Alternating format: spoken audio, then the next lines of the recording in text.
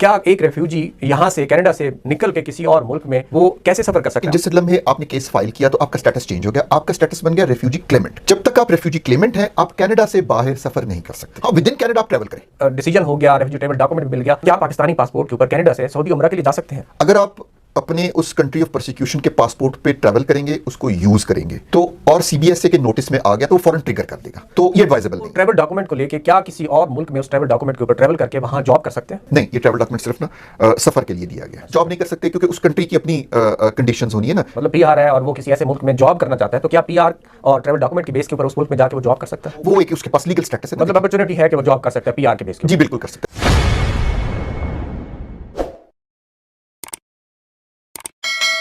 अस्सलाम वालेकुम नाजरीन, उर्दू वर्ल्ड कनाडा के साथ मैं आपकी खिदमत में हाजिर हूँ दोबारा। और टॉपिक कनाडा की इमिग्रेशन, जो कि पूरा पाकिस्तान, साउथ एशिया और पूरी दुनिया कनाडा में आना चाहते हैं। तरीके हम बताएंगे, हम नहीं बताएंगे, हारिस फारूक सब बताएंगे, क्योंकि ये रेगुलेटेड इमिग्रेशन कंसल्टेंट हैं, कनाडा में मौजूद हैं और कनाडा के खूबसूरत शहर कैलगरी में ये मौजूद हैं। इनके नंबर्स स्क्रीन के ऊपर आ रहे हैं, ईमेल एड्रेस भी आ रहा है, और आपका कोई क्वेश्चन भी मैं आपसे वादा करता हूं कि अनआंसर्ड नहीं होगा, जवाब ज़रूर मिलेगा। और आपने सवाल करते हुए स्पेसिफिक रहना है और चीज़ को बड़े तरीके से इनसे पूछना है, तो आप मायूस बिल्कुल नहीं होंगे। आज का जो टॉपिक है वो हम खुसूसी तौर पे इसलिए कर रहे हैं कि बहुत सारे लोगों के ये सवालात होते हैं कि कनाडा आने के बाद, रेफ्यूजी क्लेम करने के बाद, क्या एक रेफ्यूजी यहाँ से कनाडा से निकल के किसी और मुल्क में सफ़र कर सकता है? वो कैसे सफ़र कर सकता है? आपके सवालों को हम रखते हैं हारिस फारूक साहब के सामने। तो हारिस साहब, आज ये जो दिलचस्प टॉपिक है ये बहुत मोस्ट वांटेड है। बहुत सारे लोगों ने ये सवाल किए कि अगर हम कनाडा में आ गए हैं, रेफ्यूजी क्लेम कर दिया, अभी डिसीजन नहीं हुआ या डिसीजन हो गया और हम जाना चाहते हैं, अमेरिका जाना चाहते हैं, अपने मुल्क पाकिस्तान जाना चाहते हैं, ये भी एक स्पेसिफिक सवाल होगा कि पाकिस्तान भी जा सकते हैं कि नहीं जा सकते। तो मेरा सवाल वही है जो लोगों का सवाल है कि हमें गाइड कीजिए कि यहाँ पे रेफ्यूजी क्लेम करने के बाद क्या प्रोसीजर है सफ़र करने के लिए। बहुत शुक्रिया मान साहब, ये वाकई दिलचस्प टॉपिक है क्योंकि हमारे बहुत से सुनने वाले, देखने वाले वो अफराद हैं जिनको रिफ्यूजी केस कैसे फाइल किया जाए या इसमें क्या बाकी चीज़ें हैं। वो सवालात के जवाब तो आपको यूट्यूब पे आगे पीछे लोगों से बहुत से मिल जाते हैं, लेकिन एक बहुत अहम सवाल ये किया जाता है कि जब हमने क्लेम डाल दिया, हमारा पाकिस्तानी या इंडियन या श्रीलंका या हम जिस कंट्री से भी आए हैं उसका पासपोर्ट तो जमा हो गया, ठीक है, सीज हो गया वो, तो अगर हमें ट्रैवल करना हो, कनाडा से बाहर जाना हो, तो हम कब ट्रैवल कर सकते हैं, कहाँ कहाँ जा सकते हैं और उसकी क्या सूरतें हैं? तो मैं इसका आपको तरतीब से जवाब देता हूँ। देखें, जब आप आए, आपने रिफ्यूजी क्लेम डाला, आपका जो नेशनल पासपोर्ट था वो जमा हो गया, सीज हो गया, आपको उन्होंने सीजर के डॉक्यूमेंट दे दिए। अब देखें, जब आप कनाडा में आए थे तो आप उस वक्त आपका स्टेटस था विजिटर का, या आपका स्टेटस स्टूडेंट का भी हो सकता है, वर्कर का भी हो सकता है, लेकिन जिस लम्हे आपने केस फाइल किया तो आपका स्टेटस चेंज हो गया, आपका स्टेटस बन गया रेफ्यूजी क्लेमेंट, यानी आपका क्लेम दाखिल हो गया है। जब तक आप रेफ्यूजी क्लेमेंट हैं आप कनाडा से बाहर सफ़र नहीं कर सकते, ठीक है, क्योंकि आपके पास कोई इंटरनेशनल ट्रैवल डॉक्यूमेंट आपके पास कोई भी नहीं है, पासपोर्ट आपका चला गया। हाँ, विद इन कनाडा आप ट्रैवल करें, किसी एक सूबे से दूसरे सूबे में जाएं, काम करें। हमारा बहुत सा क्लाइंट है यहाँ से फाइल करते हैं कैलगरी से, वो कहते नहीं मुझे ओंटारियो जॉब मिल रही है, तो हम आप जाएं, खुशी से जाएं, क्योंकि आपकी हेल्थ कवरेज भी ओंटारियो में रहेगी, आपका वर्क परमिट भी, क्योंकि ये फेडरल गवर्नमेंट के प्लान है, they are good all over Canada.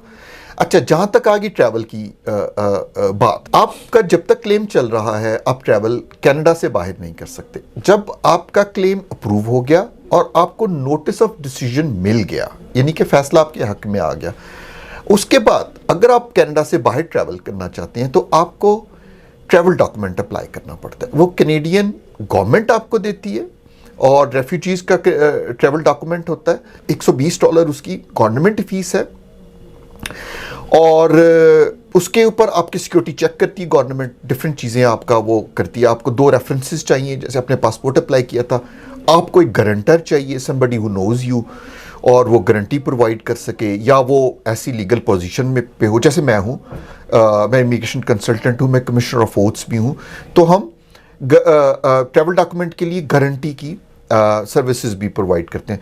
आप ट्रैवल डॉक्यूमेंट अप्लाई करते हैं, वो पेपर एप्लीकेशन होती है, वो यहाँ पर जमा होती है क्यूबिक में, और उसके ऊपर सिक्योरिटी चेक होते हैं। आपको 1.25 महीने में, 1.5 महीने में, 2 महीने में, 3 महीने में, depending upon the way they do the security, आपको ट्रैवल डॉक्यूमेंट मिल जाता है। अब ट्रैवल डॉक्यूमेंट देखने में पासपोर्ट की तरह होता है, उस पर कनाडा लिखा होगा, उसके ऊपर लिखा होगा कि ये ट्रैवल डॉक्यूमेंट है, पासपोर्ट नहीं है। उसके ऊपर आप बैरून मुल्क से मेरी मुराद है कनाडा से बाहर सफ़र कर सकते हैं। आप जिस कंट्री से आए थे, सपोज आप श्रीलंका से आए थे और आपने रेफ्यूजी क्लेम डाला, या आप नेपाल से आए थे और अपने रेफ्यूजी क्लेम डाला, तो आप दुनिया में कहीं भी जा सकेंगे, बट उस कंट्री से, लाइक नेपाल के अगर आप सिटीजन थे तो नेपाल में नहीं जा सकेंगे, क्योंकि उसमें आपको कनाडा ने प्रोटेक्शन दी है। आपने कनाडा से प्रोटेक्शन क्लेम की थी और वो प्रोटेक्शन अप्रूव हुई, जिसका मकसद है कि आपका केस अप्रूव हो गया। तो कंट्री ऑफ प्रोसिक्यूशन आपका नेपाल था, तो कंट्री ऑफ प्रोसिक्यूशन में आप ट्रैवल नहीं करेंगे, क्योंकि अगर आप कंट्री ऑफ प्रोसिक्यूशन में जाते हैं तो उसको रीअवेलमेंट कहते हैं, यानी कि आपने उस कंट्री की प्रोटेक्शन रीअवेल कर ली। अब मैं सादा लफ्ज़ों में बताता हूँ। मैं एक आदमी हूँ जी, मैं कनाडा में आया, मैं रहने वाला हूँ सपोज इंडिया का, मैंने आके क्लेम डाला, मेरा क्लेम अप्रूव हो गया, मैंने बताया, प्रूव कर दिया मैंने कि भी इंडिया में मेरी परसिक्यूशन होती है। अब और इसलिए मैं सेफ नहीं है मेरा वहाँ पे रहना, इसलिए मैंने क्लेम डाला था। तो अगर मैं वापस उस मुल्क में जाता हूँ तो या तो मेरी परसिक्यूशन बंद हो गई है, को हालात सियासी तौर पे बदल गए, तो या मैंने क्लेम डाला था वो हकीकत पर मबनी नहीं था। तो इन दोनों सूरतों में आपका नुकसान है, रीअवेलमेंट नहीं करनी आपने।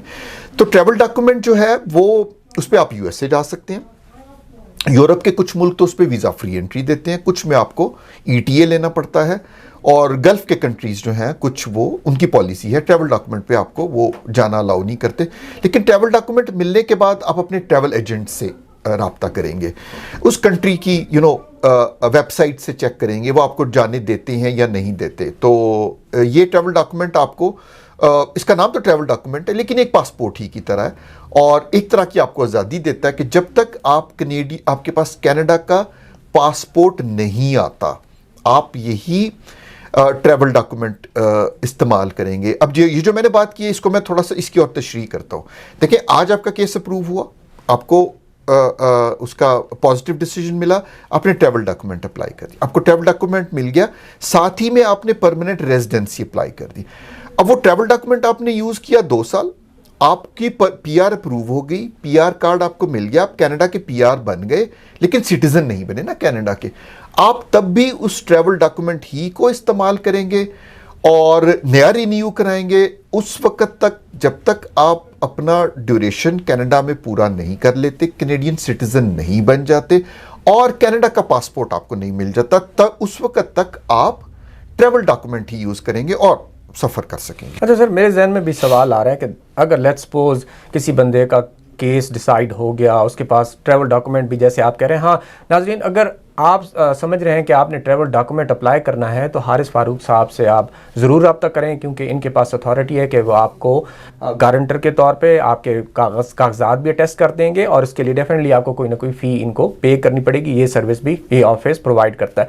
तो सवाल ये है कि अगर डिसीजन हो गया, रेफ्यूजी ट्रैवल डॉक्यूमेंट भी मिल गया, मैं अपनी बात करता हूँ कि अगर मैंने पाकिस्तान जाना है और मैं पाकिस्तान के लिए, तो आपने बता दिया कि मैं होम कंट्री नहीं जा सकता, वही पाकिस्तानी पासपोर्ट लेके अगर मैं सऊदी उम्रा के लिए जाना चाहता हूँ, बहुत सारे लोगों के ये सवाल हैं कि क्या पाकिस्तानी पासपोर्ट के ऊपर कनाडा से सऊदी उम्रा के लिए जा सकते हैं? देखिए, देखिए आपका पासपोर्ट तो जमा हो गया था, अगर आप अपने उस कंट्री ऑफ परसिक्यूशन के पासपोर्ट पे ट्रैवल करेंगे, उसको यूज़ करेंगे, तो और सीबीएसए के नोटिस में आ गया तो वो फ़ौरन ट्रिगर कर देगा। अगर वो एक्सपायर हो गया और आप कहें जी मैंने नया बनवाना है, आप अप्लाई करेंगे कॉन्सुलेट को, और वो भी अगर सीबीएसए गवर्नमेंट ऑफ कनाडा के नोटिस में आ गया तो वो एक इंक्वायरी की तरह से ट्रिगर कर देंगे, आपको नोटिस आ सकता है रीअवेलमेंट का। अगर आप कानूनी मशवरा मेरे से पूछेंगे तो आपको ना ही कनाडा पाकिस्तानी पासपोर्ट, जैसे हमने इस मिसाल में हम पाकिस्तानी का नाम ले रहे हैं ना, आपको जिस कंट्री की परसिक्यूशन थी उसका पासपोर्ट ना ही आप यूज़ करें, ना ही आप अप्लाई करें कनाडा से बाहर ट्रैवल करते हुए, क्योंकि वो जब आप एयरपोर्ट से निकलेंगे या आप नया अप्लाई करेंगे कॉन्सुलेट को, किसी भी स्टेज पर वो इंफॉर्मेशन गवर्नमेंट ऑफ कनाडा को अगर मिल जाती है तो उसको ये एक इंटेंशन आपकी मिल जाएगी कि हाँ it is safe to go. अगर आपने उस कंट्री ऑफ परसिक्यूशन का पासपोर्ट बनवा लिया है तो विच मीन्स कि शायद आपका मसला हल हो गया, आप रीअवेल करना चाहते हैं ना उसकी प्रोटेक्शन, तो ये एडवाइजेबल नहीं है। सर फयाज साहब ने सवाल किया है कि मुझे कहीं जॉब ऑफर हो रही है, अब मैं डिस्क्लोज नहीं करता कहाँ हो रही है, अब वो ट्रैवल डॉक्यूमेंट को लेके क्या किसी और मुल्क में उस ट्रैवल डॉक्यूमेंट के ऊपर ट्रैवल करके वहाँ जॉब कर सकते हैं? नहीं, ये ट्रैवल डॉक्यूमेंट सिर्फ ना सफ़र के लिए दिया गया है। और इसके ऊपर जॉब आप नहीं कर सकते? जॉब नहीं कर सकते क्योंकि उस कंट्री की अपनी कंडीशंस होनी है ना। वो आपका उस जिस कंट्री से आप आ रहे हो उसका नेशनल पासपोर्ट देखना चाहेंगे ना, तो नेशनल पासपोर्ट तो आपके पास नहीं है ना कनाडा का। और अगर सर पीआर है बंदा, मतलब पीआर है और वो किसी ऐसे मुल्क में जॉब करना चाहता है, तो क्या पीआर और ट्रैवल डॉक्यूमेंट के बेस के ऊपर उस मुल्क में जाके वो जॉब कर सकता है? वो फिर पीआर की बेस पर जॉब करेगा क्योंकि कनाडा ने उसको परमानेंट रेजिडेंसी दे रखी है, तो वो एक उसके पास लीगल स्टेटस है ना। मतलब अपॉर्चुनिटी है कि वो जॉब कर सकता है पीआर के बेस के ऊपर? जी बिल्कुल कर सकता है। क्यों? जी बिल्कुल। जी नाजरीन, आपने ट्रैवल डॉक्यूमेंट कैसे लेते हैं, उसको कैसे फिल आउट करते हैं, कैसे आपने उसको प्रोसेस करना है, ये सारा प्रोसीजर जो है हारिफ साहब ने आपको बताया। और फिर भी आपको अगर कोई प्रॉब्लम हो रहा है तो इनके ऑफिस में ज़रूर आप आएँ, इनसे ये सारा काम करवाएं ताकि आपका सारा काम परफेक्टली हो और आपको ट्रैवल डॉक्यूमेंट जो है बड़े टाइम से मिल जाए। इस एपिसोड को हम यहाँ पे एंड करते हैं नाजरीन। आप अगली एपिसोड में बिजनेस इमिग्रेशन के ऊपर बहुत सारे मुफीद जो है वो इन्फॉर्मेशन हारिस साहब आपको देंगे, तो आप अगली एपिसोड को ज़रूर देखिएगा। Thank you.